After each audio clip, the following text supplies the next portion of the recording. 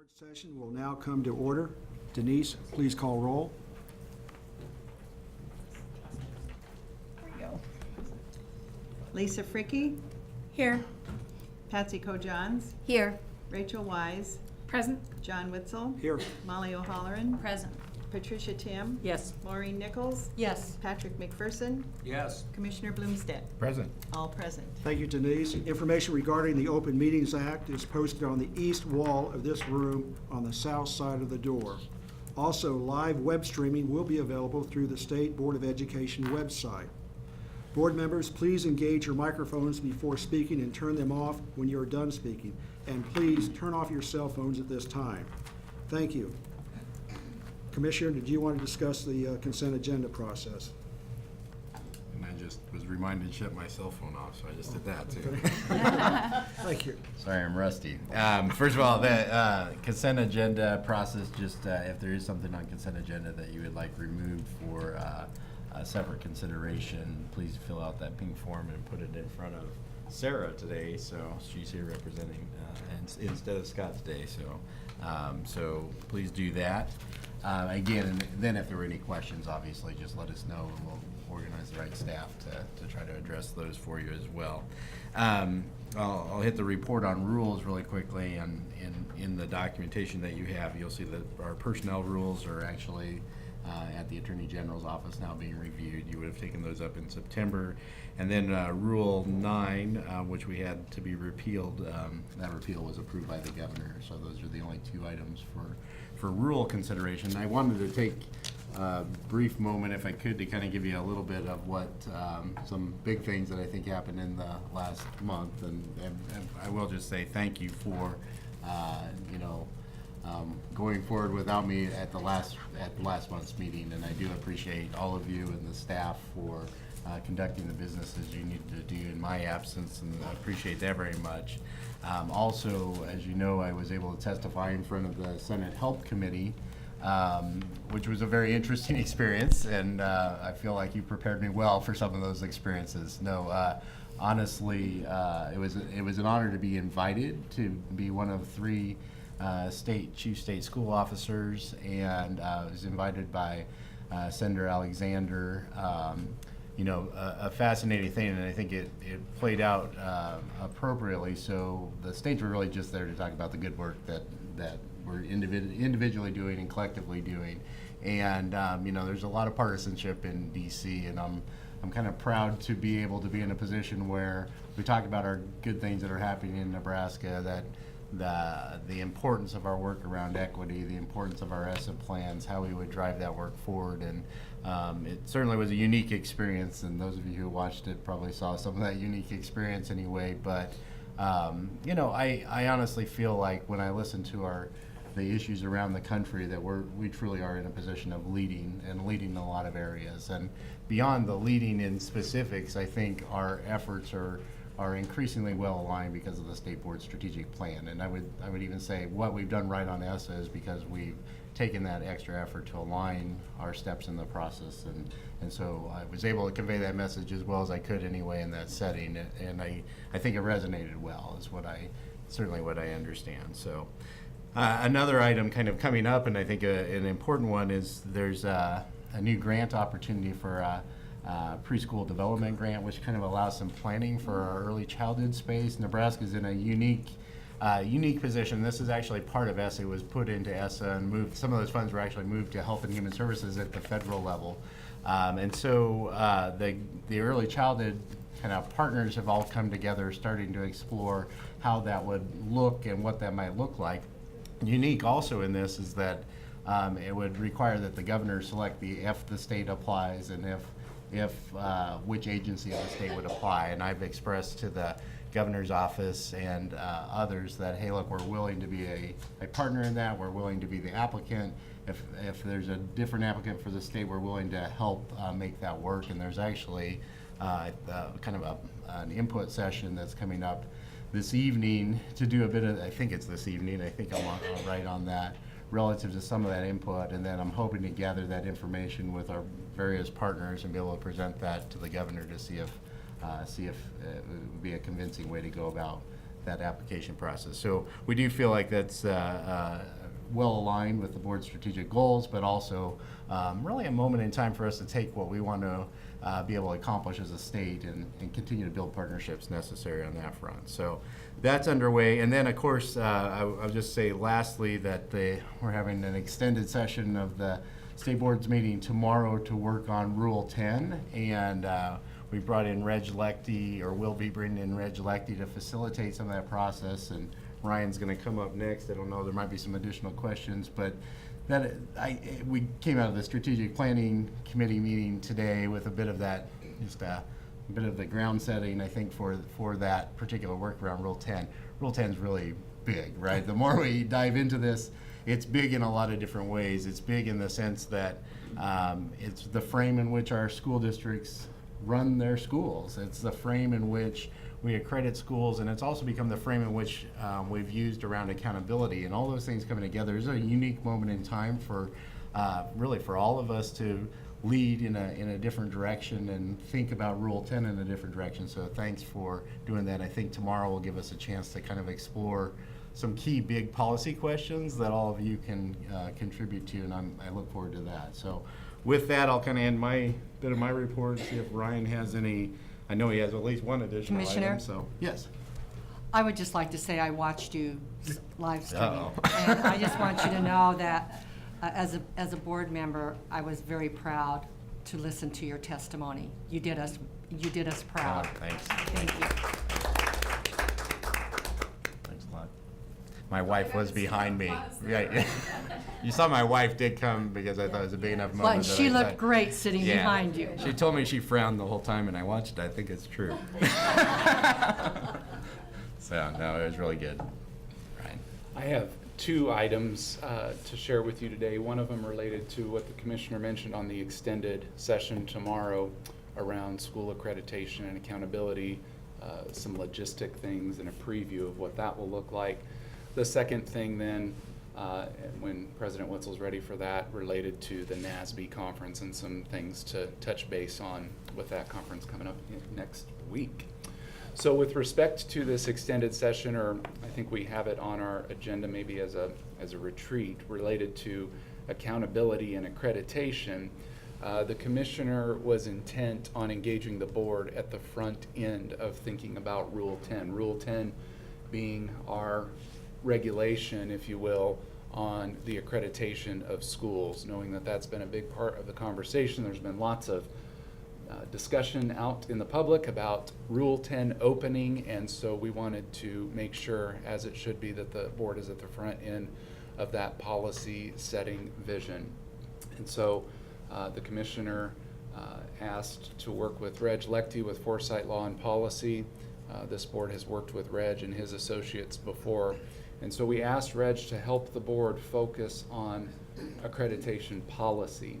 And so they have drafted questions in 3 areas that will help gain the board's vision collectively around accreditation policy. I'm going to share those with you in a moment. They're also now posted in Spark, and so that you have a preview to that and can start thinking about those questions. What we'd ask of you in that process tomorrow is to follow Reg's lead as he's working through those questions, and knowing that we really want to stick up here at the, I'll even say 100,000 foot level with policy, and not necessarily at this point get into the details about what should be in Rule 10, but questions more like what should accreditation look like in the state of Nebraska, and what should it mean to be an accredited school? I'll lead with those 2 questions. I'll pass this out, give you a moment to look at it, and then talk about the agenda and some of the logistics so we're all on the same page for that.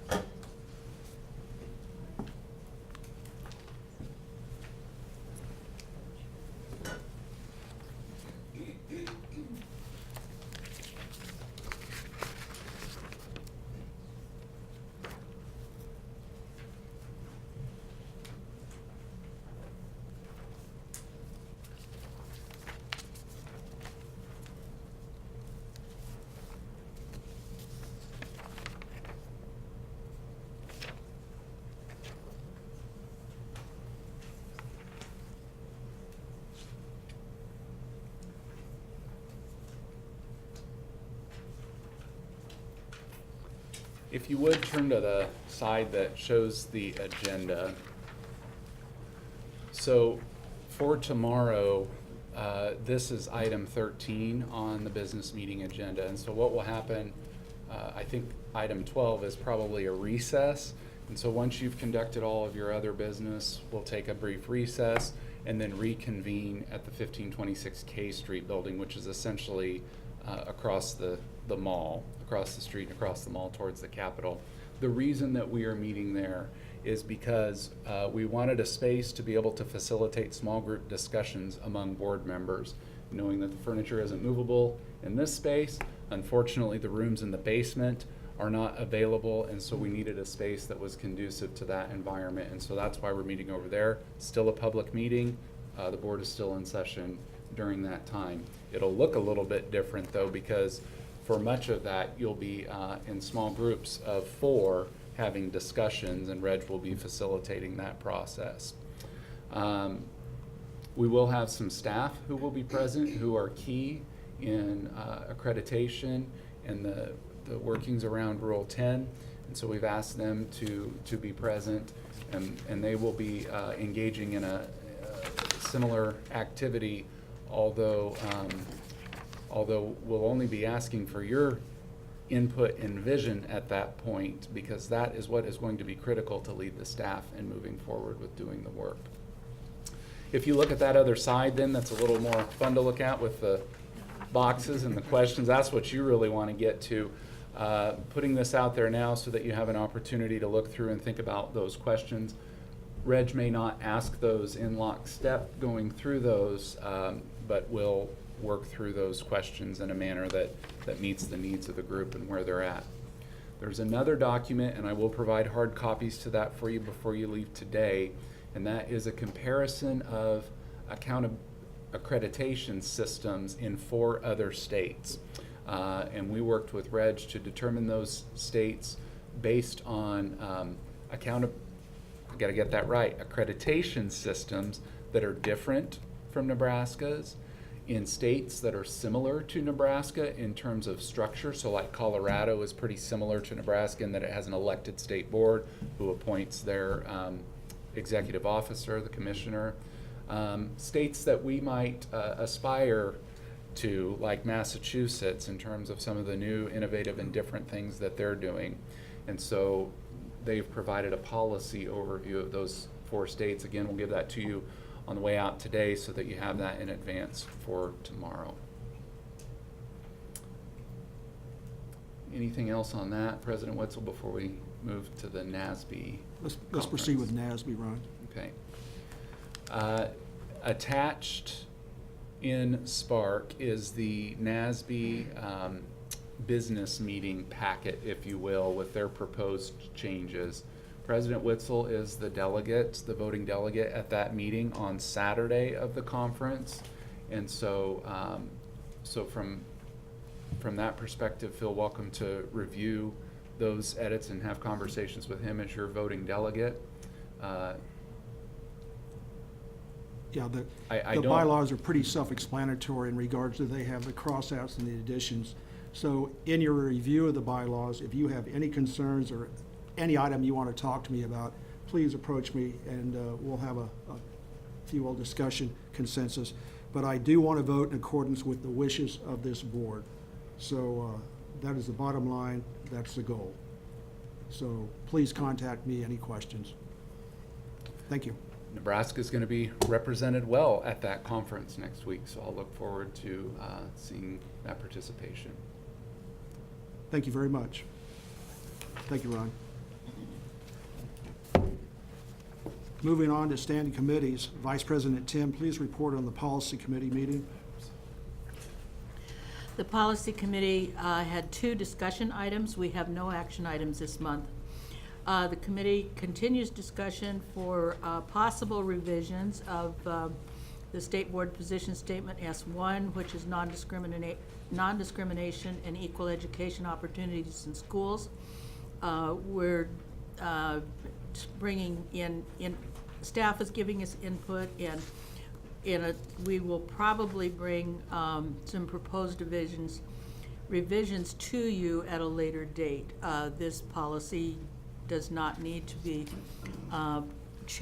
put back into, or if it's going to be changed, that doesn't need to happen until March, so we have time to make some good decisions.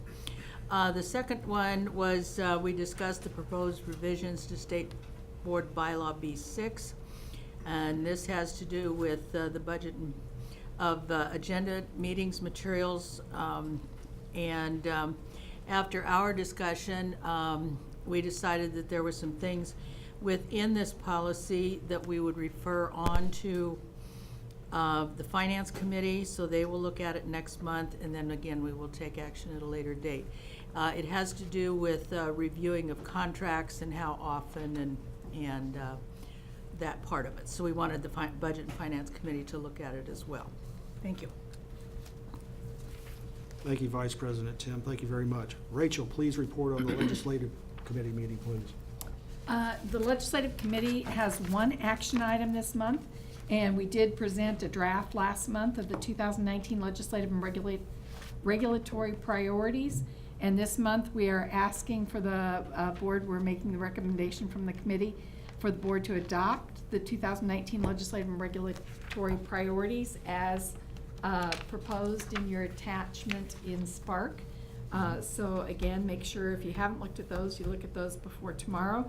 I want to thank our committee, Molly, Pat, and Maureen, for the Legislative Committee on the work that they've done, not only to get the priorities to this point for action, but also on some of our next steps. And so I just want to report out a couple of the next steps relative to the Legislative Committee.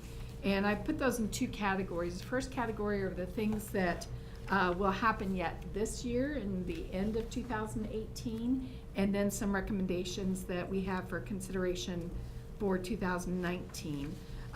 For 2018, once the board, or if the board adopts the proposed 2019 legislative and regulatory priorities, then we would ask President Witzel to send out a copy of the priorities to our key policy partners, and that would include NCSA, NASB, NSEA, NERCSA, all of our stands, all of our important policy partners that we want to ensure that they see the direction that we're taking with our legislative and regulatory priorities. The other thing that we are setting up to do as a legislative committee is to hold regional meetings with our state senators. We're proposing those dates to be on Monday, November 12th in Kearney, Okay. Tuesday, November 13th in Lincoln, and Wednesday, November 14th in Omaha.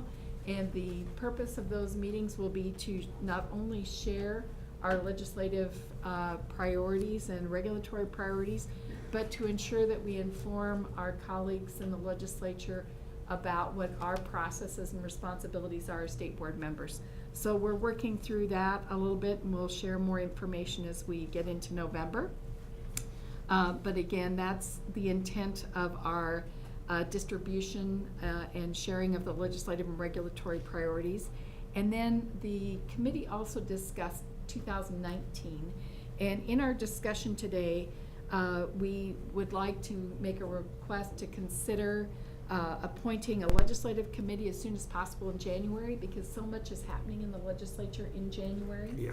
That to delay a legislative committee until February may have a little bit of a disadvantage for this board, not having a functioning legislative committee right away as we reorganize in January. The other aspect is that, if you recall in the past, we had our legislative retreat the last week in January. Last year was the first year we changed that to be prior to our February board meeting.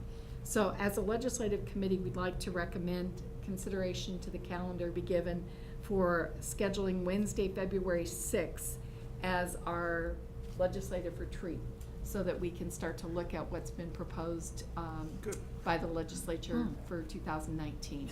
So again, that's just a calendar consideration that we would like to discuss in more detail in November. So that's our report. Any questions, comments? Thank you, That's Dr. it. Wise. Next, Maureen, please report on the AQuest Teaching and Learning Domain Committee meeting, please. Okay, we had one discussion item in our committee. Corey Epler and Harris Payne provided information regarding the social studies standard revision process. And they are going to come up now and share with you everything you need to know. Maybe not everything. Oh, yes, you will. Well, good afternoon. For the record, I'm Corey Epler, Academic Officer and Administrator for the Office of Teaching, Learning, and Assessment. And I'm Harris Payne. I'm the Social Studies Specialist for the Nebraska Department of Education.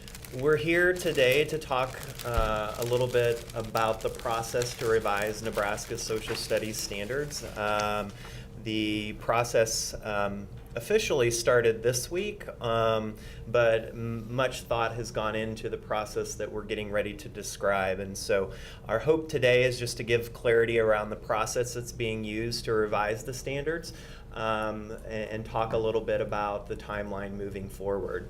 So one of the things that I often start with when we have conversations about standards, and I feel like I have those a lot with this group, is a reminder of the statutory requirements relative to content area standards. So the current law describes that the State Board of Education approves content area standards in reading, writing, mathematics, science, and social studies. And the plan to revise and review those standards is on a 7-year cycle. We noted in the committee that a few years ago was only 5 years, but have been excited to have that process be looked at every 7 years. The requirement in the statute requires that for reading, writing, math, science, and social studies, that districts have two options as it's currently outlined in the law. Number one is that they adopt the state-approved content standards. So a district might simply choose to adopt the standards that this board approves. Or a local district has the option also to adopt content standards that are deemed equal to or more rigorous than the state-approved content standards. And we had a good conversation around that language in the committee too, relative to that most of our districts adopt the state-approved content standards. And I think that's a signal that we work really hard to develop quality standards, and that we engage a broad group in not only writing the standards, but providing feedback and input in those processes as well. We use a consistent process across all content areas, and these are just a few key points that I might mention as we think about standards, not just for social studies, but for all areas. We do use Nebraska educators to write our standards. That's been consistent since I've been at the department, ensuring that our educators are writing the standards. We also have been very intentional about the involvement of post-secondary education in this process. And we ask our post-secondary institutions to designate the standards as reflecting the expectations for post-secondary education. So really making sure that when a student masters the K-12 standards, there's an opportunity for seamless transition into post-secondary education in that given area. Across the board in all content areas, we review and utilize nationally recognized resources and best practices and research and evidence, and ensuring that those resources are available. The other thing that we've been intentional about over the last several years is continuing to engage our employers in this conversation too. So as we think about standards, really making sure that the content that's reflected in the standards, our employers say that reflect knowledge and skills needed for the workplace. So continuing that intentionality behind the career readiness piece of our standards too. We always work to maintain ongoing conversation with this board and the committees of this board. And then through all of our processes, we ask for and seek and continue to incorporate public input in the process to revise our standards. One of the things that I often, again, share not only with our educators and administrators, but others, is talking a little bit about the difference between standards and curriculum. Because what this board approves are standards, which really reflect what we want students to know and be able to do relative to a content area. Curriculum gets at the how. So how students go about learning those particular standards is left to the local level. And so this graphic really highlights the difference between standards and indicators, which ultimately you all approve, but also talks a little bit about the role of a local district relative to curriculum and thinking about how they develop a curriculum using instruction materials, lesson plans, scope and sequence, etc. The one thing that I might mention in the center of this diagram indicates the system of supports provided by NDE. So even though we aren't mandating curriculum or instruction materials, we still provide supports relative to those resources for our local districts. Per our conversation this morning, I wanted to really dive a little bit deeper into the differences between content area standards, curriculum, and instructional materials. So again, I mentioned that the standards reflect what we expect students to know and be able to do. The curriculum is determined locally, and it reflects how the teachers help students learn the content that's outlined in the standards. And then instruction materials are part of a locally determined curriculum. So these are the tools and resources that are part of that curriculum that is ultimately determined at the local level. I might mention, and I didn't bring copies, but there's a web address if you're interested more in our process. We've developed a content area standards reference guide that talks a little bit about the history of why do we have content area standards, what is Nebraska's process, how do we ensure consistency across all content areas, and really putting the research behind the philosophy and the belief around content area standards development. In that document, we define standards, and I won't go into that too depth at this point, but we asked the board to approve 2 levels of specificity within standards, which are a broad content-based statement that are further defined by a series of indicators. And an indicator is a more performance-based statement that really gets at what a student must know and be able to do in order to meet a standard. We talked to our educators that the indicators are really where it provides guidance around assessment of learning. So as you look at those broad content-based standards, the indicators provide a level of specificity for our educators in terms of thinking about instruction and how they would assess student learning relative to the standard. We often are asked about the quality of our standards at the state level, and so one of the things that I wanted to point out to this board is that we have developed a quality checklist. It's in the Content Area Standards Reference Guide, and our standards and our writers use a consistent tool to determine if our standards meet our expectations for quality. And you can see the criteria on the slide, but what I'll mention in the Standards Reference Guide is there's research behind it. We drew on the research of human cognition, of teaching and learning, of educational psychology to say, are these the right quality checklist? Are these the right quality components for our standards? And we feel really strongly that when we bring a set of standards before you, it's of utmost quality, and it provides a really quality target for our educators as we think about instruction. So again, that's in that reference that is mentioned. So what brings us here? The Nebraska Social Studies Standards. Wanted to, again, provide you with some information relative to the process. I know Harris introduced himself, but I mentioned this to the committee. I think it's important to acknowledge what a resource we have in Harris Payne. He's helped lead this process 6 years ago in 2012, but Harris is also not only widely respected within our own state, but nationally within the National Council for Social Studies Education. So certainly appreciate Harris leading this charge with us. Thank you, Corey. You're welcome. Had to Appreciate get that on public record, Harris. There you go. Well, thank you, and I appreciate the chance to speak to you about social studies anytime I get. So we look at this particular list up here, and I think it's important that we realize that this list is composed of items that are found to be effective in the instruction of social studies, and that this is a research-based list. Students prepare for college, career, and civic life, composed of understandings of concepts and skills in civics, economics, geography, and history. Those are our strands.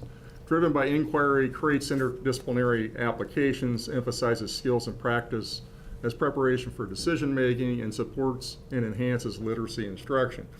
I would, as usual, talk about one of our wonderful social studies teachers in the state of Nebraska that exemplifies that list as an example. His name is Jerry Meyer. Jerry used to teach at Columbus, Nebraska. And Jerry, like all American history teachers, teaches about World War II. And in their discussion of World War II, one of the people they ran across was a fellow named Andrew Higgins. And they found out that Andrew Higgins was indeed from Columbus, Nebraska. And one of the very famous quotes of Andrew Higgins, about Andrew Higgins, is from Dwight Eisenhower, where he said, "We wouldn't have won World War II if it wasn't for Andrew Higgins," this fellow from Columbus, Nebraska. So the kids got very excited and started digging into Higgins. Higgins, of course, if you've ever seen any World War II movie, you see the boats going from the ship to the shore. Those are Higgins boats. And Higgins decided a few days after Pearl Harbor that he needed to be able to have a boat designed, that they were going to need that boat in order to win the war. So very early on, he designs this Higgins boats. He builds them in New Orleans, and he's from Columbus. So Jerry and his kids got excited about this. They decided that indeed Higgins needs to be recognized for his work. And if you've ever been to Columbus, they have a wonderful memorial to Higgins. Well, that exemplifies this whole idea of an inquiry question. You know, what did this fellow contribute? Why is this a significant person to recognize? The kids did letter writing. They did, economics as well. They had to figure out what's it going to cost to build such a wonderful resource. They built it. It is still there today. They even included sands from like Iwo Jima in the actual memorial if you go visit it. And they even updated it. After 9/11, there's a large piece of metal there from the North Tower after the 9/11 incident. And so it's an amazing sort of example of what our Nebraska teachers do in terms of these great practices. Jerry retired from Columbus. He is now the education director at our Nebraska National Guard Museum in Seward. Jerry just continues to do all the things up there. He set up a Medal of Honors assembly for Seward Public Schools just a few weeks ago. And if you think about like character education, what that does when you bring a Medal of Honor Society person to a school and showing those kids what that person did for the country and their sacrifice and how inspiring that is to the next generation. I think Jerry's story very much embodies that. And Jerry has several teachers or several past students who have now become social studies teachers because of his wonderful dedication to this. So I thought he would be a good example for you to bring these statements up here to life. The Social Studies Standards was approved in 2012, December 7th, 2012. A very appropriate day to approve Social Studies Standards. There are 4 strands, civics, economic, geography, and history, and those are taught K-12 across the curriculum. We currently have K-5 standards, and then we have grade bands of 6-8 and in 9-12. So as we met with the writers this week and those that were going to be helping revise the 2012 standards, part of the conversation too was around civic readiness, and we know that that's been a topic of conversation for this board. And we see this as a really great opportunity for us to be intentional around ensuring that our social studies standards reflect our requirements for civic readiness. With that being said, our charge to the writers is that the social studies standards must require students to learn fundamental knowledge in civics, economics, geography, and history. We know that that's really important when we start to think about civic readiness, is that foundational base of knowledge is absolutely critically important. We also said that the social studies must encourage students to participate as informed, thoughtful, and engaged citizens. And then along with that, saying that the social studies standards must allow students to develop the actions and dispositions needed to fulfill civic rights and responsibilities. Now, if the question is, well, what does that look like now? I would say we don't know, because we just started this week. So as we move forward, again, these are things that are absolutely critical as we think about K-12 standards for all students. Those would be absolutely central. As far as an additional charge to the writing team, My charge to the writing team was to utilize the 2012 standards as a starting point for the revision. I think that's really important. We have a really strong set of standards that our educators have been using. It serves as our starting point. Number 2, identify expectations for student learning of civics, economics, geography, and history. I can tell you that the conversation this week is lending itself to moving to grade level standards for K-8 and keeping grades 9 through 12 organized by domain. I will say that's consistent with other content areas in a shift from grade band at the middle school, specifically physical education and science, to grade level standards, as well as honoring the unique nature of high school and thinking about it from a domain perspective.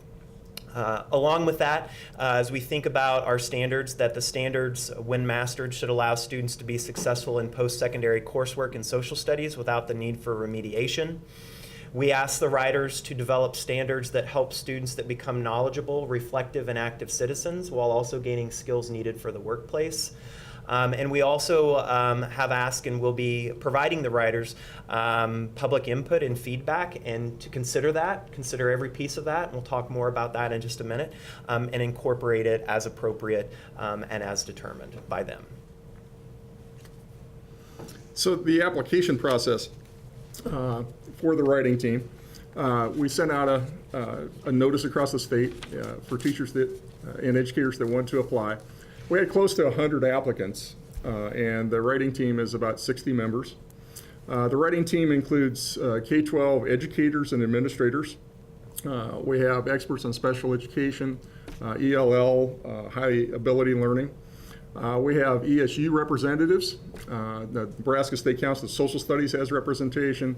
Of course, our department has representation, and Nebraska post-secondary institutions. If I was going to use just a simple phrase to define the team, I would say the team is made up of teachers and the teachers that teach teachers.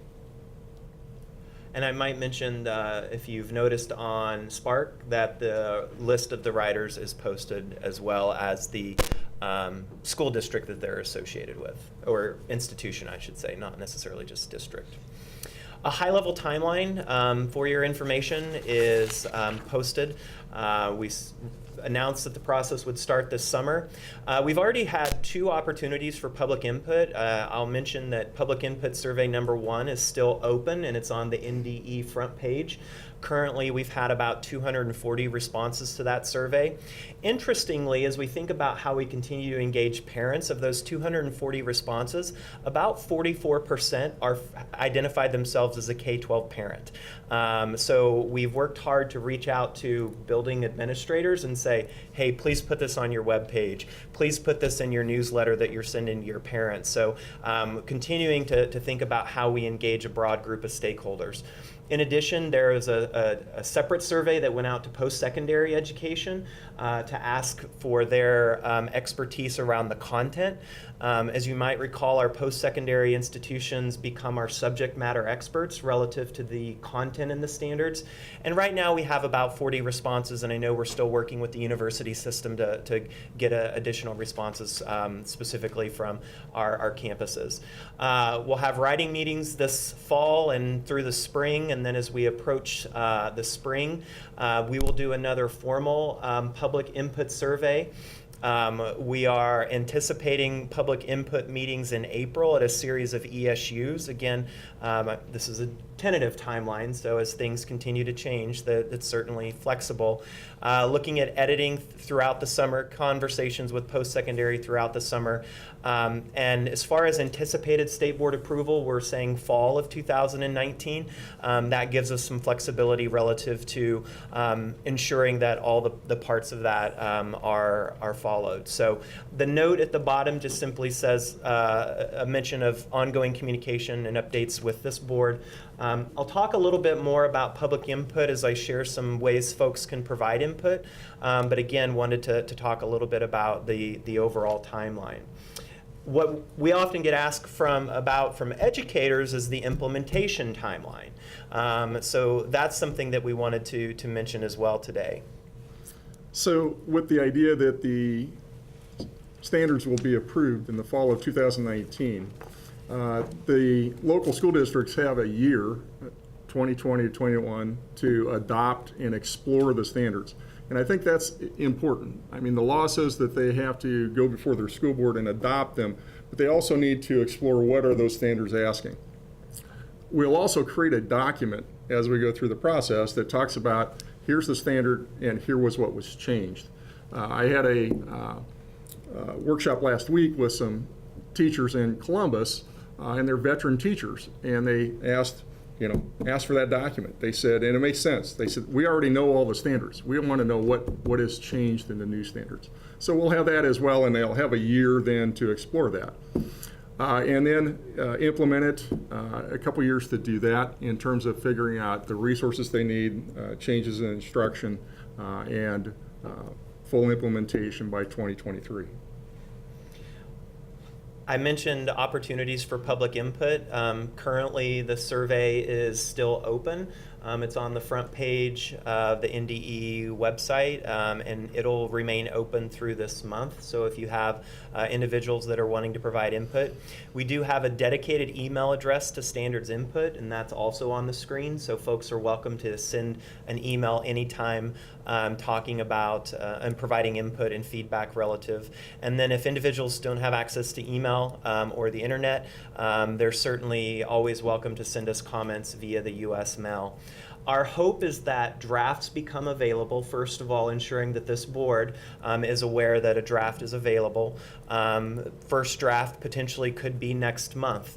And then we would post that, and then that is what we hope people will provide feedback on. So as drafts become available, we're going to be posting the drafts and ensuring that, first of all, you all are aware that drafts are available, but also continuing to get the word out to stakeholders around feedback. So again, trying to be very thoughtful, and we have appreciated the conversations from this board around parent involvement. We're such a tough group to really get to, but we're trying to employ some different techniques that would allow us to connect with parents at a deeper level. And with that, we will pause for questions. Rachel? Thank you for the update and also earlier. I just want, Harris, if you would just expand a little bit. The committee level, you talked about financial literacy as a part of economics. Yes. That it has been and will be. Can you just expand on that a little bit? Yes, after the last recession in 2012, the economics team, the writers, and the board felt that indeed financial literacy was an important component that needed to be in the standards. And so there are standards in our economics section that deal with financial literacy. It's a whole strand. Yes. It's a whole strand. Right. That's correct. Lisa? First of all, thank you. Microphone. For, yes, sir. Thank you for the great lengths you went to get input, especially from parents. And I just appreciate that. I know other board members do too. You mentioned resources. When will those be available near the, you have 2 years of implementation. When will they be available, and will they be available through our website or other means? Yeah, one thing that I've charged all of our content specialists as we start standards is also, while we're developing the standards, we're developing the implementation resources along with that. So in an ideal world, as the set of standards are approved, that is available the same day via the not only the teaching and learning website, but also the social studies website, and built in cooperation with our educators and our service units as well. That's amazing. Thank you. I just have a practical question. I know on the since we created the social studies standards last time, there were some conversations about our control of the policy of setting the standards, and then the local control about choosing curriculum and their textbooks, et cetera.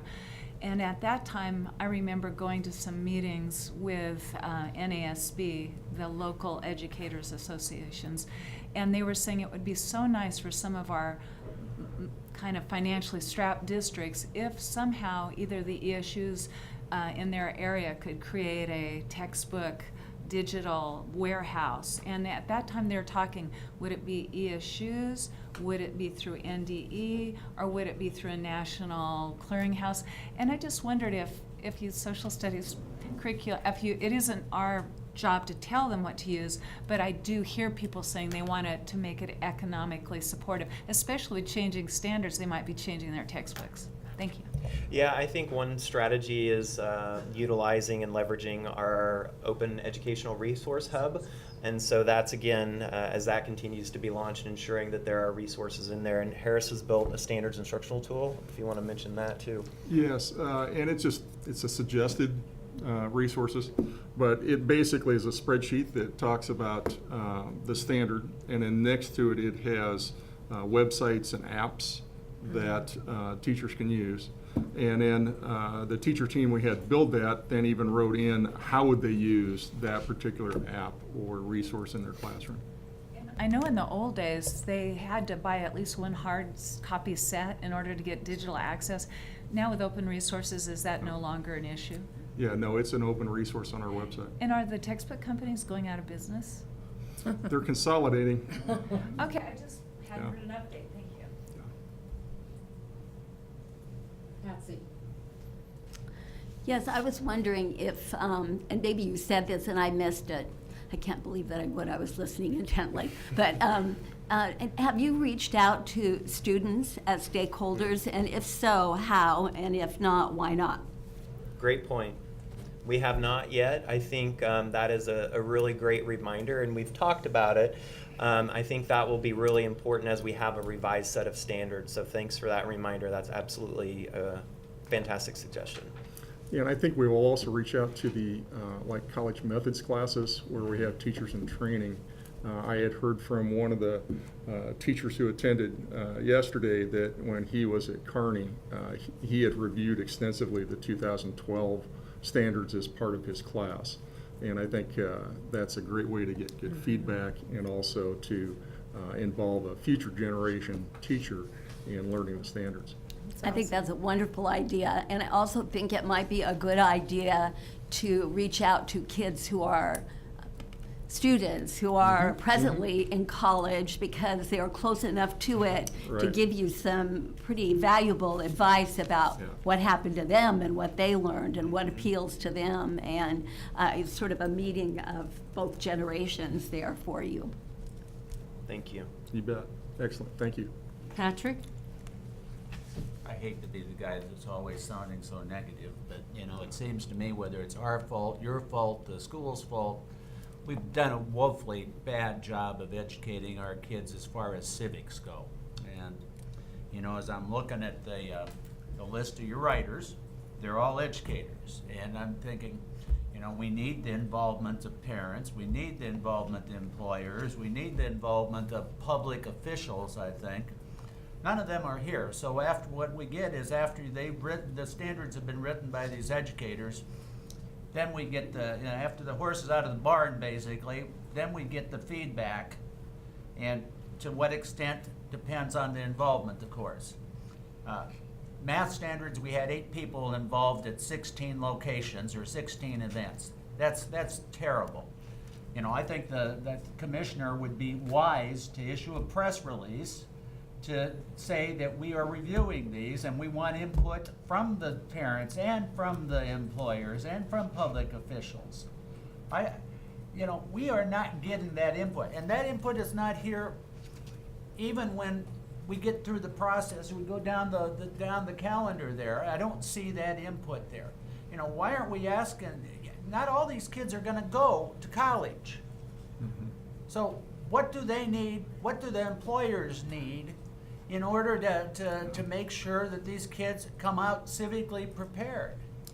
Well, you know, the parents need to have an input in this. And, you know, we've done a woeful job, and we've got to find a way to reach out and get more parental involvement.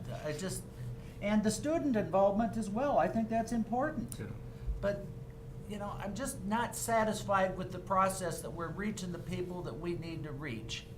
And I just think that's with the emphasis that we're trying to put on civics, it's just so important that we reach those other groups. You know, If you go to the city council members or go to the state legislatures, they can tell you things that you probably aren't hearing from somebody. What's needed in Nebraska? What are we expecting of these kids? And we're not getting that, I don't think. And I hope you'll find a way to get that input. Is all I'm saying. So thank you. Thank you. That concludes the teaching and learning. Oh, you have a question, John? Yeah, I sure do. Thank you very much. I had a public official contact me who used to work here, and they asked me about a statement of purpose for social studies standard. And I looked it up, and I found it to be very, very impressive, as a matter of fact. As a matter of fact, it seems to go in line with your guiding principles. Are you going to update this statement of purpose? Is it a standard document that goes in front of the standards? It has all your four, if you will, main points that you were talking about from the very beginning. We certainly can. Okay. Is that standard for all, if you will, standards? No, it's not. I think that was, well, prior to my time, so I think that it was as a result of the work at that point in time. Very well done. Thank you. You bet. Thank you. Any other questions? Just one last Lisa? question.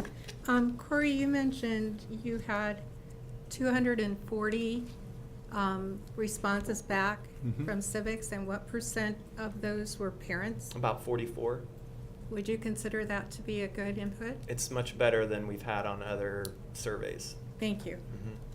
They're engaged. Any other questions? Seeing none, that concludes the teaching and learning report. And thank you, Corey and Harris. Thank you. Very informative. Thank you. I learned already about the Higgins, that the park I drive by quite often. Very good. Thank you, Maureen. Thank you very much, ma'am.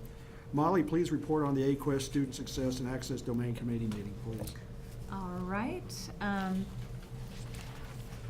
We will go to, the first action item is 3.5A, proposed agenda item. And they're a little different on my printout report here.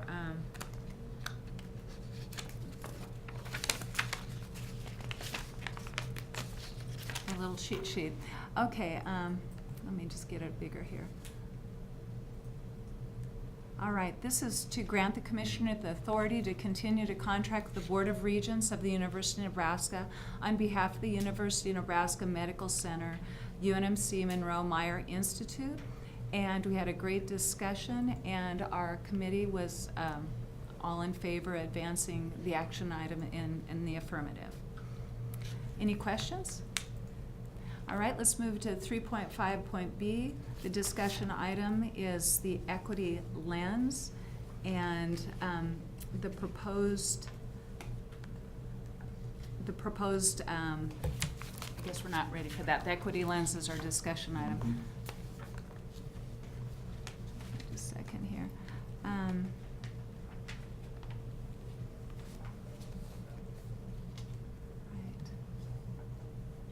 I'll go ahead and take it, Molly. Okay, well, yeah, go ahead. Yeah. My notes here are out of order, so.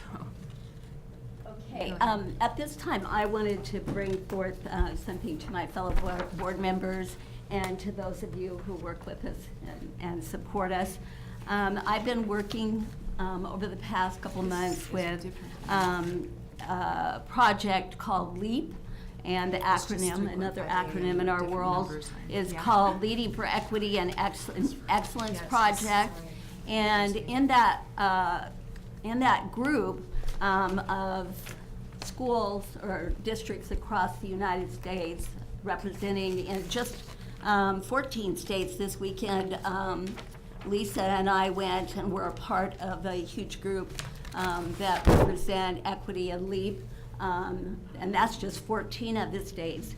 But in this group, NASB has taken a equity lens from another state and brought it to their group and taken it and adapted it. And the equity lens is to make us as leaders in education stop and think about equity as we make choices for students and for education in our own states.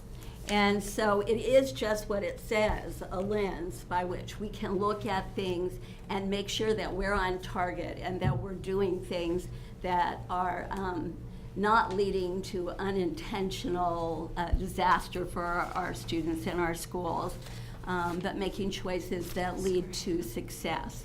And so it is, you have it in front of you, a series of 5 questions or 5 statements about equity, and it's called Equity Practice down one side.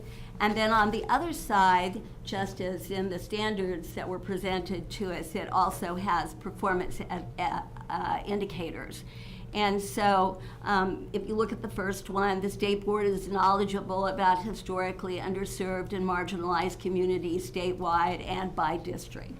So if something is brought to us from a community member, or we're working on a position or a policy that involves equity or marginalized students in schools, we will look at that question and ask ourselves, or that statement and ask ourselves, do we know enough about this to be making a decision right now? And then we look at the indicator, and it would guide us to what we should possibly do about that. But we shouldn't be making decisions without some lens, and that's what was proposed to us at one of our meetings that we went to. And I discovered that many of our states are already using this equity lens. Their state boards of education have them available or in front of them, much like our mission statements are. And so when they're looking at something that's brought forth to them, or they're making decisions, they go to this lens, and then they make their decision with a more educated approach to it. Or they know they're not ready to make a decision yet, or they know whether to support it or not to support it. And so I wanted to bring it forth to you so that you would know about it. Listening to the other members of LEAP discuss what it's done for their state and how it's aided in providing a common vocabulary and a common understanding of the process to make equitable choices was very informative and inspirational. So I thought maybe Nebraska might want to be one of the leaders in using the equity lens as well. And so Okay. I put that forth to you. Lisa? I know. I just think this is a way to support the commissioner's theme, our theme of equity, and it fits right in with that. So thank you for sharing that. And Rachel? Yes, and I just want to piggyback on this of another opportunity we may have with NASB, and I sent some things John and I have been involved with that we've sent to the commissioner. There's another opportunity that NASB has been working with a few states looking at resource equity and how that plays out in various decision-making processes. And so right now, I think they're taking a look at it at a staff level to see how that particular project may fit into the direction we're going, and that may be another opportunity for us to intersect with NASB around some of the work they're doing with equity. Any One other of the comments? One of the things that they talked about with Lisa and I this weekend is opportunity gaps. And they said that achievement gaps, many of the achievement gaps in our educational system could be solved by opportunity gaps. And this would be the kind of lens that would make me stop and think, not about this continued problem that we've struggled with for years and years, achievement gaps, but to look at it in a different way, and going through the process and asking myself the questions and determining what I needed to do to be an informed person and make decisions. Any other comments? Just one kind of closing comment from me as the committee chair is as we talked about this, I wanted to thank Patsy, because she said before we send this out as a memorandum or proceed any other action on this, we really need to try it out ourselves. And I like the idea of laminating it and having it available, just like we have Commissioner Bloomstead, like we have the little blue sign with strategic priorities. If it was in front of each of us, our discussion could talk about it through this equity lens. One other thing that that has been reported in ESSA is Nebraska's doing well in a lot of standards and a lot of groups, but we still have those underserved at-risk youth. And the equity lens talks about those that oftentimes are overlooked or maybe not facilitated. And again, my apologies, my notes are a little out of order, and it wasn't the same order as and that doesn't happen, and that was really my fault that I didn't look at the number incorrections before I started. Let's go to the next action item. This is 3.5.C. This is to grant the commissioner the authority to accept a Project Aware grant. And Dean Polkers, I asked to be here because this is probably one of the most exciting things we heard all day. It brings a lot of things together. It ties, creates alignment between different departments, and also brings a lot of money together with grants to make it happen. And he's going to give us kind of a big picture perspective. Dean? All right, so I would love to be able to take credit for like all of the hard work that went into this grant and the application process, but ultimately it's a collaboration among a number of people. So that the action item tomorrow is about accepting the grant that was awarded from and there's 4 different acronyms, but essentially it's the Substance Abuse and Mental Health Services Administration, or SAMHSA. And this is the AWARE grant that's targeted at state education agencies. And so at a high level, it's basically a 5-year grant. It's a collaboration between the Department of Education and the Health and Human Services. We will also be working with 3 local education agencies that will be working through their processes to build capacity for supporting behavioral and mental health services and supports. Those 3 local education agencies are Chadron, Hastings, and South Sioux City. And as a part of that is the really strong focus, and the attachments that are in Spark kind of provide the high-level 5 goals that were targeted and the activities that you can take a look at. But ultimately, the core piece of this is really building capacity. It's really about creating an opportunity for us to align and connect in supports and provide a demonstrated best practice and different pieces that are associated with that. Within the grant, there's a strong focus on evaluation, so we'll have a big chunk of those resources will be supporting the ongoing evaluation of the effectiveness of the grant, of the programs, and of the work that's happening. But it also provides us capacity. So there's a couple of positions, one in the Department of Health and Human Services and one in the Department of Education, that we will be able to hire to help support the alignment and the deeper integration of this work. The last thing that I'll mention is that there are a number of other grants that have been happening in different pieces of the puzzle. The Systems of Care grant from the Department of Health and Human Services. You'll hear in just a little bit about some STOP grants on the school safety side. All of those particular pieces of the puzzle, the folks involved with this work are being very intentional and conscientious about making sure that those things are in alignment, that the activities are in concert and not duplicative, but ensuring the most efficient and effective use and collaboration of the work that's happening moving forward. So with that, I encourage, I certainly open to any questions, but I certainly just encourage you to say yay to receiving this grant for 5 years to the Department of Ed. Yes, Lisa. I want to thank whoever initiated this coming to the board. I was talking to an older constituent, and something to the effect of the mentality that, well, if they do what we did in 1950, we wouldn't have all of these if we were more strict. Definitely not understanding the mental health, the bullying. And so along with this grant, I hope there's more communication with the public to help them understand what's different about our schools now and the needs compared to 1950. We've come a long ways, and we are experiencing things that are coming to the forefront that we've never had to deal with before. And so this addresses so many things that our students need, and thank you to whomever got this rolling. Any other questions? Yes, John? Brief, Molly. In regards to, you stated this morning, that 25% went to evaluation. Is that correct? It depends on the year, but roughly 20% of the grant will be spent on supporting the efforts around evaluation and the comprehensive nature of the I work. gotta ask, I don't know, but is that high for a grant to have that high a percentage for eval? More and more, I think you're seeing the due diligence around evaluation and a strong expectation that evaluation is a critical piece of the grant.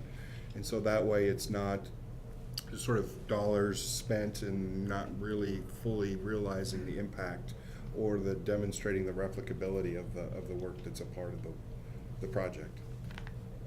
Molly, could I Yeah, go add a ahead. point to that? I think we are going to see increasingly out of the federal government the increase on that type of evaluation process. The very intentional effort is to demonstrate that there's evidence behind the approaches that are being used. And I think a lot of these grants, and again, certainly in our education space, but I think in other spaces as well, has included this type of make sure it's evaluated so we can be able to replicate it later, make our best practices cases. And, you know, if you try something that it's not working, probably need to know that as well. So I think that's the balancing act that's taking place now.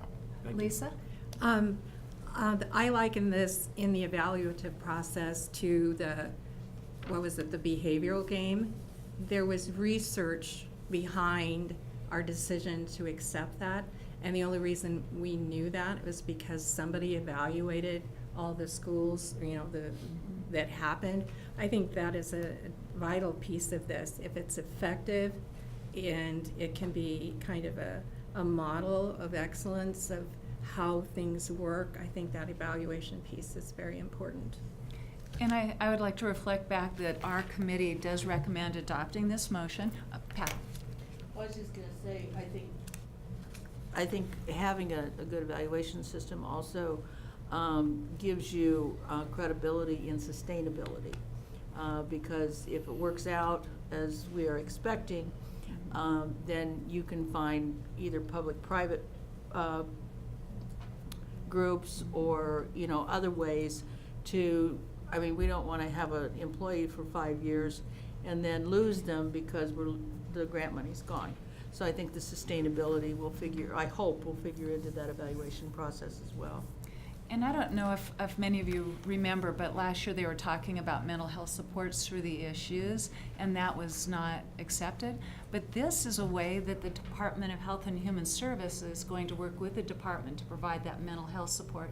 And I did want to thank Shadron, Hastings, and South Sioux cities, because as pilot projects, there'll probably be some things they try that they have to make modifications based on the evaluation. But it shows that Nebraska is willing to get out of our silos. And Commissioner Bloomstead, I don't know who helped Dean. He didn't want to take the credit. So please thank whoever on your staff got all these grants. It's a super move. Anyway, we'll go on to the next one now. Thank you so very much. Very good. And the next is 3.5 point D. And the action item is to grant the commissioner the authority to accept school safety grants, 1 from the United States Department of Education and 2 from the United States Department of Justice. Are there any questions about this item, this action item? That was also pretty exciting, talking about safety and security in our schools, and I was really happy. Didn't you feel happy for Jolene Palmer when she was talking about getting help to check security and safety? Yes, Commissioner? Well, I might just add on this one, and actually both this Project Aware and these other school safety ones have been topics of conversation within the governor's school safety group. There is great partnerships taking place right now across the state of Nebraska, and that's been a really positive trend as we see partnerships with HHS and we see partnerships with law enforcement through this work. And I think that's our best approach to this. We don't have all the resources necessary that we could imagine in every school circumstance, every situation, but we keep building models that expand that capacity, and for those reasons, I'm really grateful for our staff who've done the grant writing, for those who've been involved in that. Again, multiple agencies sometimes involved in these efforts, so. One thing our committee also did talk about, how interesting it was that the grants and the action items seem to be integrated, because you notice, right, just previously we were talking about providing better mental health and behavioral health supports, and it kind of is proactive in preventing some of those very security issues that we're having to make sure that we have in each school. All right, if there are no questions, we'll go to the, that is my last item. Thank you very much. Thank you, Molly. Thank you so much. I would like to report on the Budget and Finance Committee meeting. If I could have Mr. Bryce Wilson report.